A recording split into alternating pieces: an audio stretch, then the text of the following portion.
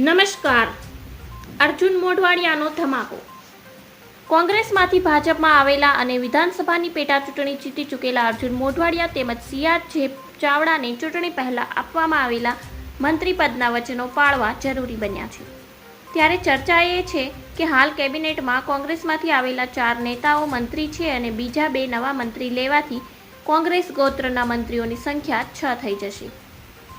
Already parachute ઉમેદવારોને ભાજપમાં લાવીને માથે બેસાડવાની નીતિથી કાર્યકરો નારાજ છે.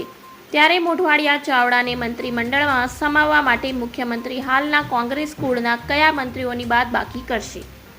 હાઈકમાન્ડ હંમેશા ચોંકાવનારા નિર્ણયો માટે જાણીતું છે અને 7-8 મંત્રીઓને પડતા મૂકીને નવા 8-10 મંત્રીઓને લેવાની ચર્ચા વચ્ચે માત્ર કોંગ્રેસ કુળના જ નહીં પરંતુ ભાજપના પણ મંત્રીઓના પેટમાં તેલ રેડાયેલું છે કે ક્યાંક તેમનું પત્તું તો કપાય નહીં ને?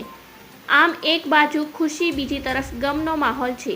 જ્યાં સુધી વિસ્તરણની વાત છે ત્યાં સુધી ક્ષત્રિય આંદોલન પછી તો હવે ઠાકોર ધારાસભ્યોને પણ મંત્રીમંડળના પ્રતિનિધિત્વની આશા જાગી છે.